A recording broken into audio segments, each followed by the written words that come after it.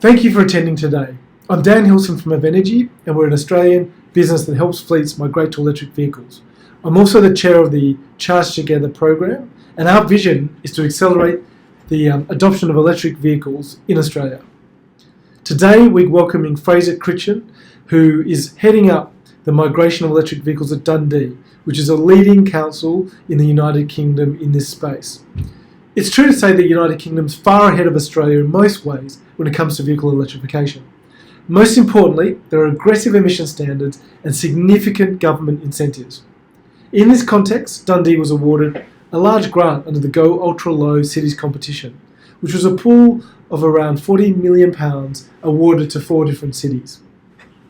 While it's hard for Australian industry participants to imagine this type of support currently, the reality is that Dundee had started their journey 8 years ago, before this support was provided, and they've taken this investment far beyond the initial scope, implementing a raft of measures that were not part of the scope, many of which Fraser will talk about today.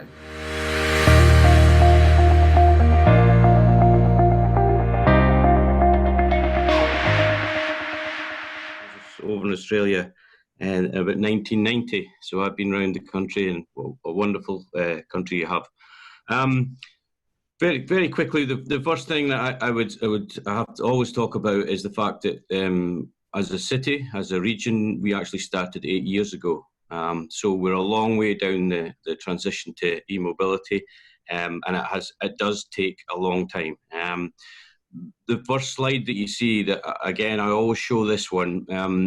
Obviously, at the bottom there, you see lots and lots of electric vehicles. But key to this as well is the top slides.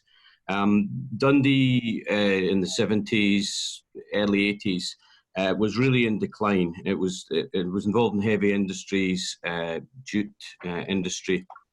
It collapsed really, and we were really in a really bad situation. And over the time since the 80s to now, it really has reinvented itself. We're involved in a £1.1 billion regeneration at the waterfront. The city is renowned for its gaming industry. We in Dundee, we put on the Xbox, we put Grand Theft Auto. We're involved in creation of Minecraft. I think you've probably heard that. And going back even further, it was Lemmings that came out of the city. So I use that context because the whole city is changing, and this e-mobility change is all part of what's happening in order to create the change in the whole city as opposed to just small pockets. I work for Dundee City Council, as you see there. I'm involved in all the transportation. And back 8 years ago, what was the driving force for why we've got involved so heavily in this transition? Is the next slide that you see.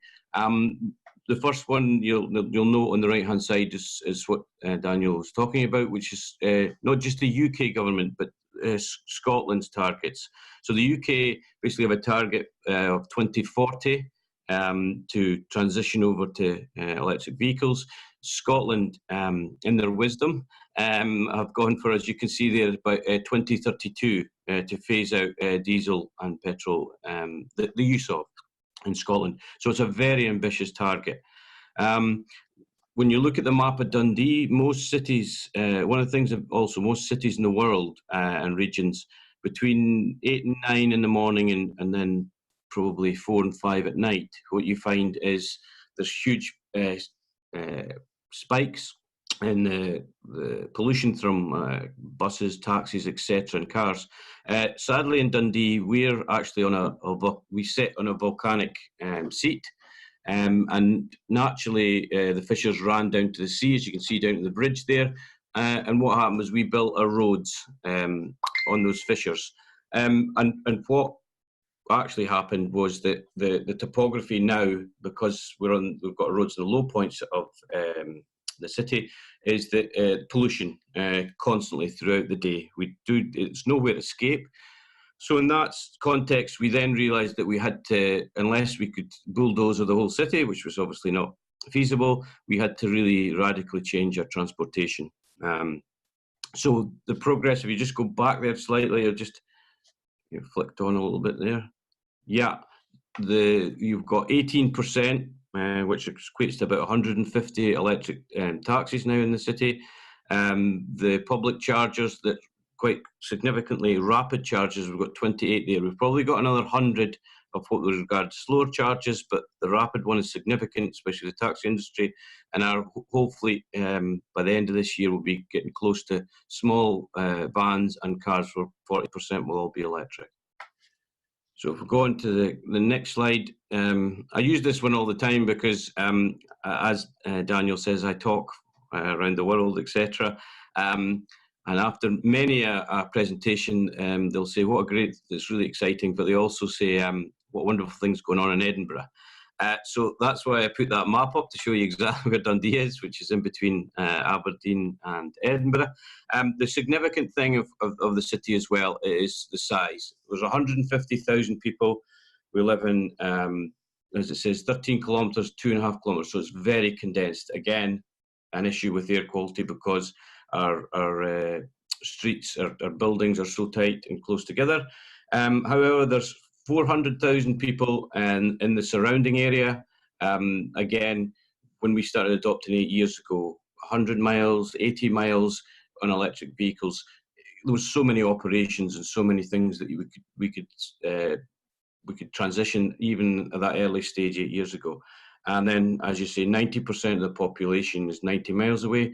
Given the advancement of electric vehicles going on just now, there really is very few reasons not to go to e-mobility right at this moment in time. That is showing you a map. As Daniel said, there are so many other different things than just say, let's change from a combustible car to electric car. It's just not as simple as that. What we had to do was we had to look at all different incentives, looking not just, and we have a significant amount of money we've been given from UK and the Scottish Government, but also looking at how you can use your own money that you have within your own council to promote the e-mobility. So what you're looking at there, as that Daniel pointed out, we got money from OLEV, the purple stars. They are the hubs that we'll come on to just a minute that we've built across the city. Primarily, we're looking at the taxi industry usage of that, but also 51% of our population live in tenements, so can't home charge. Then you've also got parking there. We offer free parking to all electric, that's 100% electric vehicles. How we did that was we used air quality money. I thought it was being badly used at the time. I'll not go into that. However, I managed to secure our air quality money, worked out the next 3 years how many electric vehicles would be in the city, and then gave that to our parking team and said, look, for the next 3 years, given a lease will be 3 years, can you give people coming into the city free parking for their 100% electric vehicles? Again, an incentive that helps develop it. The blue dots you see there, we put that in for our own council depots. So we run all our vehicles, and that's primarily slow chargers, a couple of fast, but primarily slow chargers charging overnight, and then getting, as you can see, the city's very compact. So really, we don't have any issues as far as, I'll be honest with you, with 140 cars, touch wood, we've never run out of electricity. It doesn't happen. When people ask me what happens when it runs out, the same thing as petrol and diesel engines. You don't go.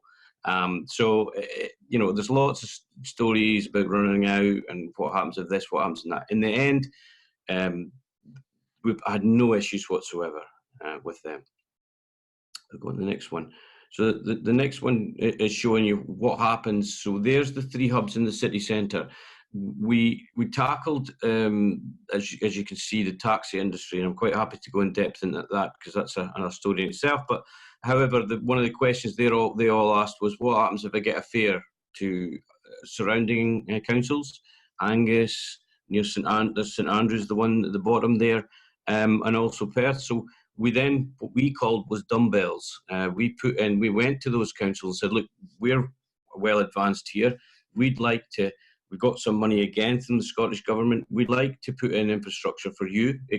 Obviously, the asset eventually goes to them, but we had the expertise, so we put in rapid chargers and slower chargers into the surrounding areas. Specifically, the taxis said, what if I get a fare to Angus, St Andrews, etc.? So they were more than happy for us to do that. And then the other yellow ones, one of the things that we have always tried to do is, if you really want to do this as a city, as a region, it's all about partnerships, it's all about communication. So what you see there is the NHS. So we talk to the NHS, and that's the sites of their hospitals and their district hospitals. So we put infrastructure in for the NHS, and then they run, at the moment, their way to change that to people, but they naturally went for, first of all, medical equipment between the hospitals. But now what we're seeing is obviously the taxis, they're getting fares to these hospitals, etc., and they're dropping up and using that infrastructure as well. So again, it's using different partners, etc., to grow the infrastructure, not just in Dundee, but surrounding areas. Yeah, if you could move on to the next one. So that's the hub that you saw, the big red dots. That's the main one in this just off the city centre, as close as we could get. So what you're looking at there, we've built 3 of them across the city, and we're away to build a 4th. There is, on your right-hand side, you've got, underneath the canopies, solar canopies, you've got 6 rapid chargers, 50 kilowatts each side. Across on the left-hand side, you've got slower chargers, 22 kilowatts on this one. The solar on top of it, that's about 39 kilowatts. Scotland is the sunniest city in Scotland, whatever any disregard what Aberdeen says. And what you've got there is all the energy's coming, and if you look at the very last white box right beside that, the white Tesla, that has got battery storage, second life batteries in it. So that's up to 90 kilowatt. So what you're doing is, normally 15% of the solar would go back to the grid. However, it captures everything, and it's what's called peak shaving. It's obviously, if all these taxis like that you're showing there are charging up or people, then we're never going to have enough energy. But what it's doing there is, when the taxis get a fare, get their contracts, school contracts in the morning, they then come in to charge up around about 8:30, 9 o'clock. And the system knows they're all coming in, and it kicks in, and therefore the cheaper the solar, etc., that was all throughout the day before, then peak shaves across, which is the highest tariff time between 9 and 10. So we've had that up for a year. We're monitoring it. It's going well, so we can actually stack that. I'll put another 90 kilowatt, etc., on the battery storage unit. One of the quite exciting things probably for you guys in Australia, the guy that actually built these, it was a company called Swarco that would do the hardware, but the guy who actually built this is actually emigrating to Australia. I was just speaking to him last week. He's actually emigrating to Perth in the next 2 months. So obviously there's very few people who have ever built something like this. So you guys look like you're going to get a really good asset in this guy coming over. John Boyd's his name. So there we go, there's a wee plug for him, but I'm so gutted he's leaving, actually. Yeah, so if we go to the next slide.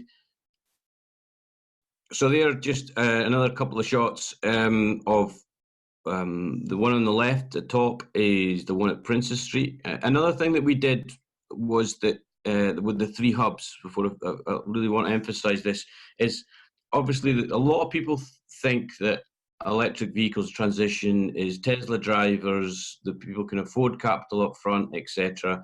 They're the going to be the benefactors of all this change.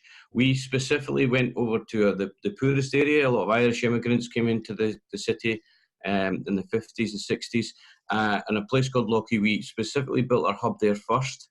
And I put co-wheels, we put in vehicles that are obviously accessible. A lot of people have got licenses but will never be able to afford a car.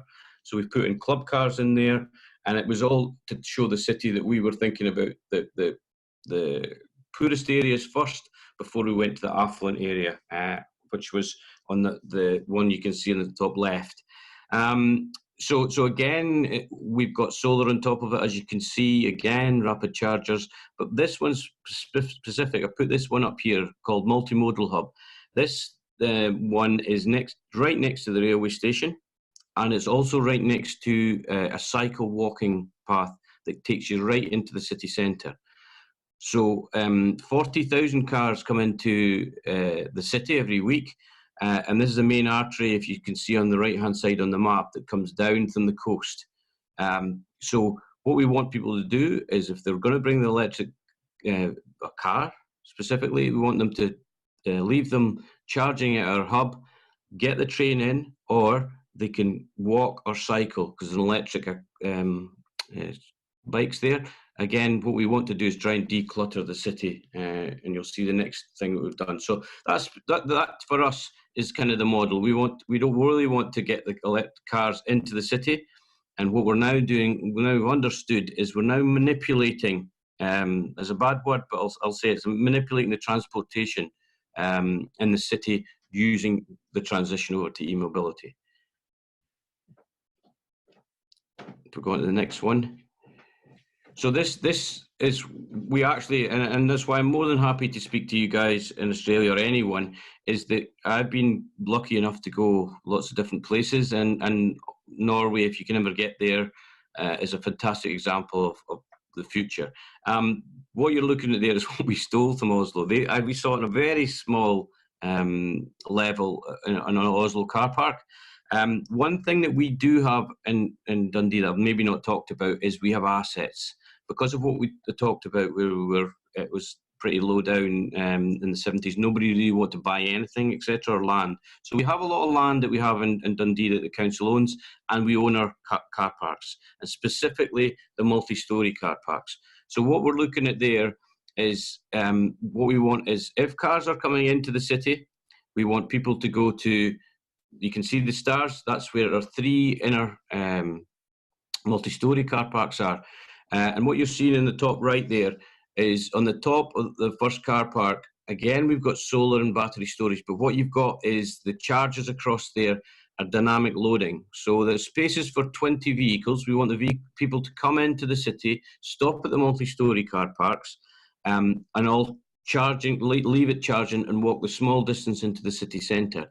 The good thing about this system here that you're looking at is it's a dynamic loading system where it splits the load. So if, for argument's sake, 20 cars turn up, they all ask for 7 kilowatts. We don't have the power through the solar, the battery storage, etc. Then it then feeds across it and only gives 5 kilowatts. Again, enough to charge throughout the day because they're there for 8 hours, but it allows us to try and keep off the grid. So as you can see, we're doing 3 of them. And then the other thing we want to do is the residents in the city centre, we want them to park their cars there at night and charge up. And again, that's part of and give them preferential rates. And part of that is a low emission zone, getting your cars off the city centre. And again, what I was talking about, manipulating where we're going to put the infrastructure for where we want our transportation to be in the city. Go on the next one. Projects that we're on now. So on the left-hand side, what you've got there is a very old school, quite dynamic-looking school there, which is called Morgan. And what we have to the left of that, as you probably have them in Australia, everywhere around the world, is at night time there's not enough parking. People park up on the pavements, and they park either side. And at night time, what you've got is you've only got one way through, and it causes untold chaos when it's with traffic, etc. So what you've got across on the wall on the right hand side is this huge car park that the school has. So what we're working on just now is, again, dynamic charging in the car park of the school with smart parking, and we've got teachers there, supply teachers with electric vehicles. They'll go out during the day. And what at night, we want the residents who are parking on the pavements to come into the school car park, use the dynamic charging, and obviously declutter the streets, plus they're still getting a charge. Where that really sells is the schools. I can assure you they weren't too happy to start with, but obviously when we are now offering the revenue coming from those chargings to the individual school, they're really more than excited about that, and we've got 3 of those projects. On the right-hand side, we've got another pilot project that we're starting. We just started this actually, and this is pop-up chargers. So a big problem that we've got in the streets is clutter. We actually moved our lamppost back. A lot of people talk about lamppost charging. They talk about charging off the street. Well, there's always going to be these trip hazards with the cables. And also you've got a lot of icing, etc. People with combustible cars parking in charging areas. This is a pilot project, so obviously what you can see there is it's flat on the pavement, and the minute you get your swipe card and you engage, it pops out of the ground, it charges, and again it goes back again once you start charging. So we're really excited about that. We've got 50 of them to deploy in the city, and we'll certainly keep everybody informed how we're getting on with that. The one on the left is we're in the we're actually have got some non-disclosures, but I'm sure I can tell you in Australia you'll keep it quiet. So we're now targeting much bigger vehicles, because we obviously when you look at that bin lorry to the left at the bottom, that is equivalent to 30, maybe even 40 cars as far as pollution is concerned. So we're away to late, probably start of 2020.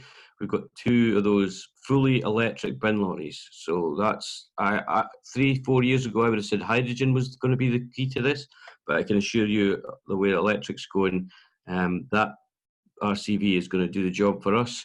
We've also got minibuses and big sweepers. We're all combining that. Our main place in Dundee, and we're looking at also a vehicle to grid solution. Everybody assumes that what this is a complete transition from combustible cars to electric, but in actual fact what I describe it as an electric car is an energy source on 4 wheels. What you can do with that car, putting energy into buildings, etc., when they're sitting idle, is the key really to the real benefits of electric cars going forward, and vehicles. The energy, what you would do with that energy is key.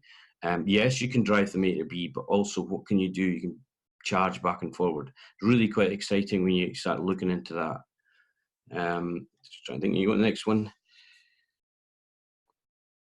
So this is, you can see it's a map. It's actually another one of our projects that started last month. This is a housing project from the very start. It's 37 or 39 buildings. On top of them, it's solar. One of the issues that we've been having in Dundee is when you start looking at charging into housing, especially in a model where there's say 10 buildings owned by a housing association. 2 people want to have a car, they want to get charging infrastructure in it. How do you meter that? The meter is metered over 5 houses. Well, 3 houses don't want to pay for a meter in an electric car they don't have. So it's been really controversial, and it's really been hard to do. So obviously now we've decided that this is a completely new build. What we're looking at here is 37 houses, solar on top of them, battery storage units at every house, and also looking, not just say, look, you can have an individual car, but we're having a carpool right in the middle of this development, having 6 to 8 cars.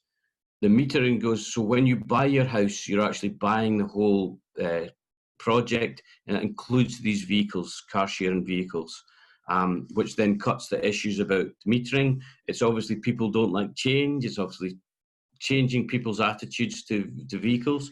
So that we're really quite excited about this one, because we really want to see how we manage to develop people's thoughts about, as I say, you've got an electric car, but you've got to understand that your neighbour might need to book it out, etc. So really, that's an interesting one, and as I say, we've started building that one. So that should be this time next year. We should be close to having that project up and running. A lot of things I haven't touched on, if there's questions come through, is I touched on the tax industry. So the tax industry is maybe 3 years I've been into that one, and what we had to do was we had to give incentives. We're not the London of this world. We had to give the tax. Look at our licensing laws. We all private hires and yellow plates. for some reason, the Hackney plates think they're better than the private hires. So we managed to get past that all new private hires in the city have to be pure electric in September 2017. And again, the council own the plates for the taxis. So we never wanted to give that up, but we said you can get a company plate, which is called, to the taxi industry, but it has to be electric. Therefore, the taxi driver could pass that on, or as well, is worth money. So it's those sort of things within your city or your region. Find out what you can, what you have control of, and what can make a decision for people and the public and taxi industry to change to electric vehicles. It is key to this, and understand your assets. I mean, one of the other things is we'll finish with, it says here Dundee is the coolest little city in Britain. It is pretty chilly, but it's at times in Scotland. But we're really proud of this last bit, because this was the EV Association of Scotland that then nominated us to Europe, the European EV Association, and that then was held in Japan. And I think we beat Amsterdam, Barcelona and Stockholm for this award. So once you get the EV Association's awarding you for doing something, it means quite a lot. So as you can see, we're doing so many things. I think we've got about 21 different other projects. I thought I'd plug this first. This is what we give the public, which is a pamphlet out, just basically saying where all the infrastructure is, where you can get grants from the government to help you, who do you speak to, etc. And that's a little pamphlet that we hand out at car dealerships, etc. We leave them there. It's stuff like that. Little mean, everybody assumes that, yeah, we haven't had a lot of money, but a few little nuggets there, you can always move things forward. Just find out what you have in your city, as I say, and drive that forward to the change. I'm not sure if I've overrun or I'm on time. I think I'm about right. But that's my presentation. That's great, Fraser. Thank you very much. You're on time. You could keep going. I'm sure everyone would be keen to hear more. But let's go to some questions. And if people do want to ask questions in the chat box, then maybe just say who you are and where you're from. And I might just kick off with one, and I can see Alan from South Australian Government's got one there as well. So I guess the start of this whole journey, who are the stakeholders and how did you get them on board? I mean, I assume you applied for the grant yourself, or someone applied for the grant. Like, how did the journey start? Well, it started, I mean, as I say, 8 years ago. It actually only started with 4 7-kilowatt chargers, and we managed to get from the Scottish Government, they match funded the difference between. So obviously, I'm the transport manager. I buy all the vehicles, I have the capital, etc. So at that time, it was a Nissan Leaf. We bought the early first generation, and the Scottish Government match funded. I think at the time it was £10,000 for each vehicle. So they match funded the money, and we put 4 chargers in, and we ran it as a pilot scheme. It was more about getting people to see what back then it was to say, look, there's electric vehicles, they work, etc. And at that point, we realised that, as I said, operationally, this was working for us. It was ticking a lot of boxes as far as the air quality was concerned. So I was able to leverage some more money, yes, from off the Scottish Government, but more to do with my own capital that I would normally buy a combustible car for. I saw the benefits, because once you ran them for a wee while, you were understanding that about 35% less maintenance costs were involved in this. Obviously, there was huge fuel savings on it. So we reckon now, on an NV200 van, it's about 2 years before we start breaking even against the combustible. And then on an 7, 8 year cycle, you can obviously see the benefits. We're running a 50-year NV200. We're something like about £3,500–4,000 cheaper running annually. So for us, it was making the business case for them, and then using our capital to say, look, if we run this vehicle a bit longer, the cost of fuel is going to remain high for diesel, etc., and made that business case. So that's how we really developed it.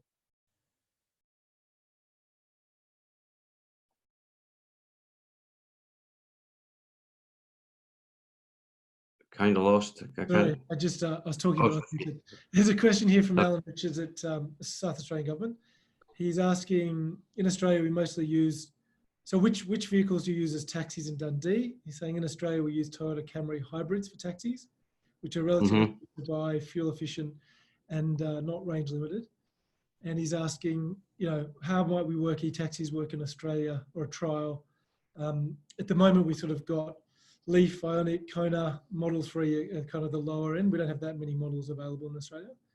So he's just sort of saying, compared to that, how would you, how are you doing today? Which vehicles, and how would you suggest we might be able to look at it here? So we primarily the biggest vehicle, the taxi that we have here is the Nissan Leaf 40 kilowatt. That's the main one for running it. But we do have Tesla taxis as well. However, it's like everything else. What you've got to work out is an average our taxi drivers, if they double shift, you're talking about 130 miles, something like that. So that's one rapid charge per day. So, for argument's sake, if you're looking in South Australia, which I know well, but if you're looking 200 miles that a taxi guy does in a day, then that really is potentially 2 rapid charges as a session. So that's where it's key to get your infrastructure. Where, if you're going to tackle the taxi industry, where you saw our hubs in Dundee, 2 of them are right next to taxi ranks. So we, to develop it, when you're developing the taxis, we went to the industry and said, look, there's 3 options of where we can build these hubs. You tell us where you would specifically want it. We obviously ask the public as well, but once you get buy-in with the taxi industry, they'll come to you and say, right, I'm going to put this vehicle on, etc. And again, it's all working together. So I would say that if you're talking with the South Australian Taxi Association, say, look, we want to adopt pure electric vehicles. Where do you think your infrastructure should be? What do we need? And I think for the taxi industry, it's rapid charges you need. Quite unique. What we find is that we thought that the taxi industry would come and they would come with, say, 10, 15 miles, and they would charge straight up to 80, 90%. In actual fact, what happens is they're opportunists. They come along and say, right, I'll take 10-minute charge. That'll do me for another 2-3 hours. And then they'll come back again. And it's just 10 to 12 minutes is what we're seeing here.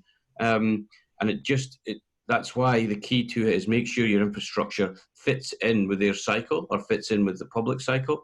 The old adage, if you build it, they will come, certainly isn't true. You have to make sure that you're talking to the industry and to the public before you put your infrastructure in. Yeah, look, I think you've answered one of the questions here from Anthony Weinberg, who sort of looks after this at 3 councils in the eastern suburbs of Sydney. And he's sort of saying, have you been happy with the utilisation of the charges so far? Was his first question. Maybe just answer that one first. Is, have you been happy with the utilisation of the charges? So you've put them out there. Yeah, without a doubt. If we'll talk about the Lockheed one, which was the first one we built. Now that's just over a year. That has had 30,000 charging sessions, which is quite significant. What we found, originally we only put 4 rapids there, but quite quickly we understood that the taxi industry was probably going faster than we thought they would in adoption. And we had to put another 2 rapid chargers there. Again, when you're talking about infrastructure, always make sure that you've got enough power to expand. But then it's a really difficult one in respect of the cars and the batteries are improving so much. So how often in the future will people need to charge? That's why we target the taxi industry, because they're never going to go home for their charge. They're always going to need some sort of convenient charging. So that's where the hubs come into their own, rapid charging it. So the utilisation is incredible at the moment, but we can expand if we want, which is good. I mean, one of the things I didn't touch on was how the NHS, go back to the NHS, they have a contract for over 1.4 million a year for moving all their patients about for small operations, etc. And the taxi industry, that came up 2 years ago. and a taxi company put 30 electric vehicles on, applied for that, bid for that contract, and they won everything because the contract was loaded on quality as far as green credentials were. And when this taxi company won the whole lot, the whole industry looked up and said, "What happened there? Well, why did that guy get all the business?" And it was because he changed to electric vehicles, and then that drove the rest of the industry to say, "Well, we're going to have to look into this, or we'll start losing contracts." So that was another way of incentivising the taxi industry and also getting the NHS involved. Great. And Anthony had another question, which is, how did you have success with the urban planners in getting the EV hubs up and running from concept to operation? So again, what I talked about there, which is assets that the City Council have. We own car parks, we own land. So what you've got there is we own them as a council. We own that land. Another specific thing was that, as you can see, we talked about the waterfront. Within the council, we have people, the architects, etc. So when we went to build a hub, I think everybody talks about who did you get to bring up the concept of the hub. I think it was 3 days we came up with the concept of the hub. And then we looked at the different areas of land that we owned, because we did look at supermarkets. We did look at it. Once you start getting a third party involved, it is, you'll controversial. People saying, how much money do you want for this, etc. It's easier if you have control, probably is what I'm saying here. And if you look at it, if you have land, what you're seeing down south is a land grab at the moment. Is people just chucking stuff in, not coming out with too much strategy, thinking this in the future will be the place, which, as far as a strategy for a city and a region is concerned, is not great. So what you really need to do is understand what assets you have, or who, again, it's back partners. You can have a landowner who is fully behind this, really wants to take this forward, and is ambitious to see e-mobility change. That's the people you want to deal with. Once you start getting in negotiations and somebody's hardballing you with the land asset to get it, just walk away, in my opinion. Make sure that when you're doing this, you've got people that you can trust and that you're comfortable with. As I say, we've got some really, really good partners involved in this and driving it forward, and that's what you need is people. The cars at the moment and the charger don't talk to you. You can knock on them, they won't reply to you. It's people that are involved in this. So I say it's not rocket science, but it really isn't. It's just make sure that the public, you're putting in for the public and the taxis, etc., the infrastructure where they would like it, as opposed to just chucking it somewhere. And do you think I think maybe what Anthony was also referring to there was your internal team. So, how do you get them on board? And, obviously there's all sorts of internal stakeholders, so the planners in your council, etc. So, were they all from the start, or did you have to sort of negotiate that? That's a very, very good point. Obviously, whoever's talking there is obviously in the local authority as well. Obviously, where we came across this was that every time there are people throughout the council that say this is a bad idea or said this won't work, etc. It was about, if I'm honest with you, getting around those people. There are certain people that you just knew that you couldn't work with. So you said, right, who's to the side of them or who's in front of them? So we had to work around those people. A lot of them come. It's understanding. To me, I'm the transport guy, as you can hear. A lot of cities and a lot of areas, it's the air quality person or it's the environment person, right? They really don't hold the keys to transportation. It's the likes of me, who have got a big fleet, who are influential in the whole transportation setup. If you get people like me on board, then that jumps a few hurdles. Then you come up against the local planners, as you say. You just have to work with them. We got stopped for what noise does the hubs make, and that held it back for 2 months. But you just have to bear with it, or, as I say, you have to go maybe round the side or just work with them. It's not easy. Whoever's made that comment. I feel the pain because I've had it. It's just you've got to persevere, and if you just got to keep going. And with your own fleet migration itself, what was the analysis process you went through for the vehicles, but probably more the charging infrastructure? So how did you decide how many, where did you put them? You know, did you go through some analytics? Did you have GPS data? Was it more, you know, back of a postcard? How did you go through that process? So all our vehicles are on a tracking system, and as I say, I've been 18 years, so I know all the operations that all our council vehicles do. So the first thing we did was we split down what the cycle was, daily cycles were, and weekly cycles. So if we came up against a van, a classic example is our plumbers, electricians, etc. We could see that they were doing roughly about 40 to 60 miles a day. They were going from job to job, but obviously the main job they were was fixing the toilet, etc. So we looked at them, looked at how many where they were based. So we found that for argument's sake, there was 10 plumbers based with 10 small vans. So then we looked at their cycle and said, look, for argument's sake, way back 8 years ago, they needed a charge every second day. So it was quite an easy one. You had 10 vans, you had 5 chargers. And it was quite as simple as that. And then there was a lot of, again, communication with the drivers to get them to get on board and get them to charge efficiently. The last thing you want to do is have 10 vehicles, 10 chargers, because all that happens is they just sit there and they use them all the time, and your utilization becomes, because, you know, and what we found was they became owners of that. That's my space, that's my charger, etc. And what you want to try and do is expand it going forward. So we had to get that mentality out of their heads and just say, right, what is the most optimum usage of these chargers that we can have, which is only 5, but they go away, and can we then start putting more vehicles in? So we started off by 5.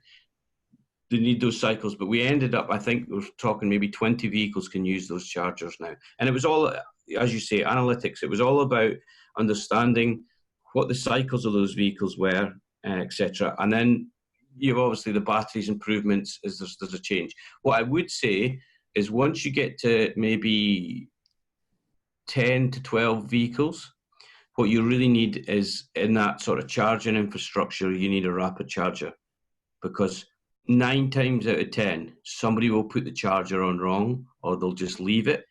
And if you're a plumber or an electrician in the morning and you need to get to a job and nobody's put that vehicle on charge, you need a backup plan. And the backup plan is this rapid charge it for 5 to 10 minutes, and away you go again. So once you start really expanding it, make sure that you've got the ability to quickly charge it. I mean, this is sort of a question around the Australian context of, you know, at the moment we don't know the demand. And so for some of these ones where I guess you're kind of not sure, you know, how to size it effectively. So how do we know it's the right sizing or built for purpose, you know, when you're not sure of the demand? So in Australia, it is quite unclear. I mean, I guess in Dundee, it would have been unclear at some point, particularly consumer demand. I mean, how did you work out for those community charges where you weren't quite sure where the demand was going to be? So we're going at a second phase this away, but really what we did was we were lucky enough to have set aside some marketing. So we put on various events in the city to promote what we're trying to do. You've also got to remember, as we went forward early days with the taxis, it was bums on seats as well. You had the public getting on those and asking the questions. So we had an open forum where we have a website, and we've also got Drive Dundee Electric Twitter. If anybody wants to go into that, see what we're doing, appreciate that. And so we started basically doing questionnaires, finding out who we thought would be the people that would go, you know, to e-mobility first in the city, and again, we're going back to do that again in the next couple of months. And it's constantly speaking to people. I mean, as I said to you before, we went into the dealerships. It still takes roughly about seven, 8 times longer to sell an electric vehicle than it does a combustible one, and I'm sure in Australia it's the same. But we targeted the dealerships to give them all this information about the incentives that we have, which is all this free parking, etc., that I talked about, which is about £100 a month cheaper. So, and then you start getting feedback from the dealerships, who's coming in, who's asking about it. So it was really about these events, getting people aware of what you're doing, and then that started the transition. But I'd be lying if I said, this area of Dundee was the one that was going to flourish first or not. It really seems to be a classic case of if you get clusters. You'll get clusters, maybe Adelaide or something, an area, you'll get a cluster of people saying, I've decided to go electric. People get interested, and then you start seeing that expanding to a certain area. And that's what's happened in Dundee. We've got certain areas and pockets that really have taken on electric vehicles. And I think that'll be... I remember when I spoke to you too, you talked about using personalities and soccer coaches. I can't remember exactly. That was quite a good story. Yeah, I mean, we were, as actually we saw this in Oslo again, stealing something off of them. What they did was they got the richest man in Norway, and he was amazingly into forestry, and he was driving a Bentley at the time, and they managed to get him into a Tesla. I'm going to show my age now. They also got equivalent of a Ha in Norway, boy band, and again they put them into electric vehicles, and they got them to blog about it. So we did the same when we came back. We got a personality, Lorraine Kelly. She's on the television. She's from Dundee. We got her into a Nissan Leaf. We're looking at the two football teams in the city. The greatest team in the world, Dundee United, and a really bad one, Dundee. And they actually get their managers to drive electric vehicles in their colours, and you're either one or the other in the city. And then people then said, well, what they driving, etc. It got a thing. I go and, as I said, talk. Lots of people. I'll use Wales as an example. The Welsh are obviously really big in rugby. I was at the Millennium Stadium, and I suggested to them, why don't you put 2 rapid chargers outside the Millennium Stadium, get Halfpenny and another Welsh internationalist rugby player in Teslas, and people will say, what are they driving, etc. And it's just another way of communicating to the public and thinking, if the top rugby player in Wales drives an electric vehicle, I want to drive an electric vehicle. It's as simplistic as that. So a little bit more of a dry subject. With those hubs that you put in, what was the negotiation with the distribution network like? How did you get them on board? Did you have to do an upgrade? And if so, how did that process all go? Yeah, that's a very good point. So when we built the first one, it's very funny, and I don't know how it works in Australia, but the DNOs here are really restricted by regulation, etc. And to start with, the DNOs were really difficult. You put in, we would like some power here, right? We'll give you a quote in 30 days. It'll cost you X amount, etc. I actually went to a conference with its SSE, Scottish Southern Energy, for us here. I went to a networking conference, and I'll be honest with you, I read the riot act. I went crazy. I said, you want to be innovative, but you're stalling us, etc. This is not good enough. And this big burly man sitting beside me said, could you come outside, Fraser? And I thought this was the end. But in actual fact, it was the chief executive of the FSSE, and he said, Fraser, I'm appalled that we're not engaging with you. The phone next day went crazy. And since then, it's taken to that communication. It's all about getting to the right person, as you know. So we sit around with SSE every time we build a hub or a big project like this. They come, we have a meeting with them. We have the hardware of Swarco. We have Boyd Brothers, who are the ones that actually build it, all sitting around a table with the map in front of us. And what we ended up finding was that SSE would turn around to Swarco, our hardware providers, and say, you need Form 7932. You sign that one, then you miss out this stage.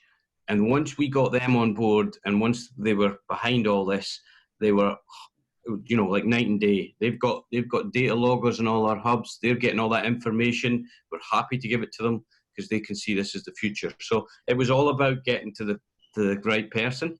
So it was either it was going to go really well or really badly, but luckily it went well. So if you can get to the DNOs and get to them and say, like, this is the future, obviously they're going to benefit from the electricity. So I always found it bizarre that they weren't leading it. But it's about meeting with them, saying what projects you want to do, see what you want to do in a region. I don't know, Sydney want to expand it, the whole side, or Rockhampton or something like that, then go and speak to the DNO provider and say, this is the project they want to do, please be on board with us. And it saves so much time, and it's really the way forward. And I guess probably only got time for a couple more questions, but the big issue in Australia, a lot of fleet managers are coping with is residual values. And, with so little evidence in this market, how do they get some certainty around residual values and what they might look like? Particularly if you use a fleet management operator, they embed that residual value. Do you have any experience with it, or how do you deal with it when it was less certain in Scotland, like what the residual value would be? How did you deal with that at the time? Exactly where you're obviously, I think where Australia is where we were about 5-6 years ago, where, and in actual fact, the leasing companies would put 0 on residual values. And maybe that's where you are just now. From the very beginning, I just couldn't understand it. And it was obvious that the market couldn't understand it, that this electric vehicles were the future. To give you an example where we are with residual values, I bought a Peugeot Ion way back then for £12,000. 8.5 years later, I got £4,500 for that vehicle. It had done roughly about 70,000 miles. So now it's taken time. Now we're starting to see the residual values coming through, but it's taken until slowly, surely, but the second-hand market has started to develop before the residual values you start starting to see that. Now, an example of what's happening in Dundee now is like your Renault Zoes. What you're getting is students, mum and dad are buying these vehicles for their kids to run about in the city. And they're also an asset because I think a Zoe is going for about 8 years. Zoe was going for about £5,000 still. So it was a struggle for us. I'm not going to deny that, but very quickly, once people saw the benefits of these electric vehicles, and once you start getting a number, maybe these clusters I talk about, then you start seeing the second-hand market and you see residuals starting to spike. But yes, you had to have a leap of faith back then, 8 years ago, when leasing companies were saying it was nothing in it. But I can assure you, it doesn't take long before you start seeing a real value in your electric vehicles second-hand. Great. So, I mean, I guess in the Australian context then, I mean, we're moving into a stage where, we've got very little government support or incentives. So the gap here will obviously be a lot higher for a lot of fleets. And so the residual value is even more important because you're trying to, bridge a gap that's kind of, a little bit further. But having said that, vehicle prices have come down probably since you started as well. I mean, is there any sort of messages you would give in terms of dealing with a situation we have here with little political, well, a little bit less political will, and having to sort of bridge that additional financial gap? I mean, if you were sort of having to, fight the fight here within a major council, is there anything you would suggest, that we should be focusing on in the short term? So what you really need to do is you've got to find like-minded people. So you've got a council, our councils maybe about, we'll say there's 30 people in the councillors. So find out the councillors. Normally you find, it's pretty basic here, you normally find it's the younger councillors who are keener. You'll have green councillors, etc. Go to them, speak to them of what you want to do, and start asking the question, can you promote this? Can you drive it forward? You need to, what I haven't even talked about is the council that we have here, which is young, dynamic. It makes a huge difference. Find those people that will come with you and will help you at the top. It might only need to be 2-3 people, but it's a start. And then they will start influencing others. but you got to find those people. There's no doubt about it. And there will be them. Well, there will be people in the council, and then you just start the whole process. The fewer there are there, the longer the process takes. I would say that anything that I could pass on to you, which is giving you whole life costs of a vehicle, to make those decisions, to really make that leap, to say, right, I am going to go here. I've got this capital. I understand there's no all the issues here, but if I keep this vehicle for 8 years, I know that it's going to be better than what I'm buying just now. I think if you get those sort of statistics, etc., then you're halfway there. But as I say, there will be key people in your administration that will go with you. It's just finding them. It's probably the hard bit. Great. Well, that's a pretty good point to segue, because that's a big part of this program, is delivering a whole of life calculator. And again, look, thank you so much for that. I think everyone will agree. And the reason I really wanted Fraser to talk is because he's an extremely energising person. And I think in Australia, in this EV market, we need a lot of energising people. And hopefully, we'll share this obviously on our website, and I encourage other people to share it, because I do think that Fraser has a lot to say in terms of how to make this as exciting and energised as possible. So thanks again, everyone who is on the call. Thank you for attending. And the Charge Together program is launching its calculator at the end of this month, which will be an exciting milestone for us, and our new website and our other tools, our message board, etc. So we've got a couple more exciting webinars coming the next month. We've got one with ACT government and Tim Washington on the project that ACT government's doing that we had a little bit to do with. We've got another one on buses, which should be pretty exciting, with Transgrid and some of the major bus companies, electric bus companies. So we're excited about those, and we hope you tune in. So thank you again, Fraser, and thank you everyone for attending.